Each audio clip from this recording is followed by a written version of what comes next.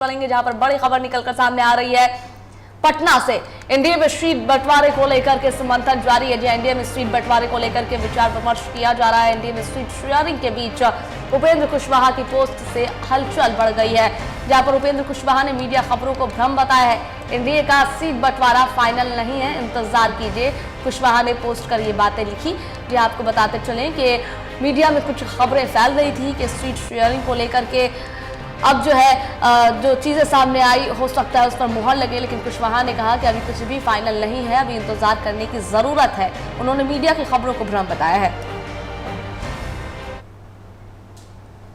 मजीद जानकारियां साझा करने के लिए हमारे साथ फोन लाइन पर राजीव जुड़ गए हैं।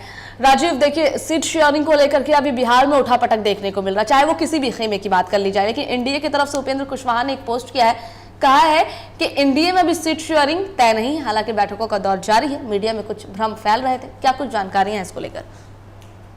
देखिए, जहां एक तरफ एनडीए सीटों को लेकर जो है वो पिच लगभग क्लियर हो गया था, लेकिन उपेंद्र कुशवाहा के एक ट्वीट में सब एक तरीके से पूरा एनडीए का जो सीट शेयरिंग का फॉर्मूला है वो एक तरीके से धराशाही होता दिख रहा है।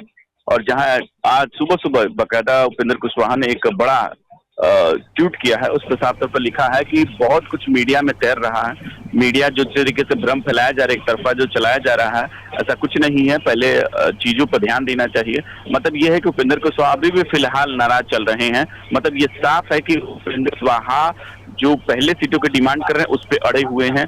जहां चिराग पासवान ने एक तरीके से सहमति जता दी और वहीं जीतन राम मांझी ने जता दी, लेकिन अब उपेंद्र कुशवाहा का ट्वीट एक तरीके से खलबली मचा रहा है। और एनडीए सीटों को लेकर बंटवारे पर जो एक सहमति की बात हो रही थी, अब कहीं ना कहीं अब उपेंद्र कुशवाहा उसमें पेच फंसा रहे हैं। शबा जी राजीव, शुक्रिया आपका जानकारियां साझा करने के लिए।